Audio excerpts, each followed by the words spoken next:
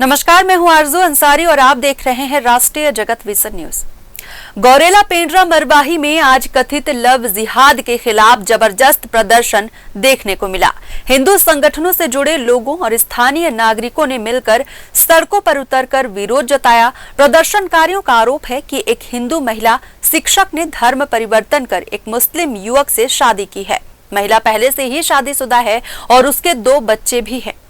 वहीं युवक के बारे में भी बताया जा रहा है कि वो पहले से ही विवाहित है। प्रदर्शन करने वालों का कहना है कि युवक ने महिला को बहला फुसलाकर अपने जाल में फंसाया और शादी कर ली। इसी आधार पर लोगों ने इसे लव जिहाद का मामला बताया और पुलिस से तत्काल कार्रवाई की मांग। इस विरोध प्रदर्शन में शामिल स्थानीय व्यापारियों ने भी समर्थन दिखाया और स्वेच्छा से अपनी दुकानें बंद रखी। लोगों का कहना है कि अगर प्रशासन ने जल्द सख्त कदम नहीं उठाया तो आंदोलन और तेज किया जाएगा।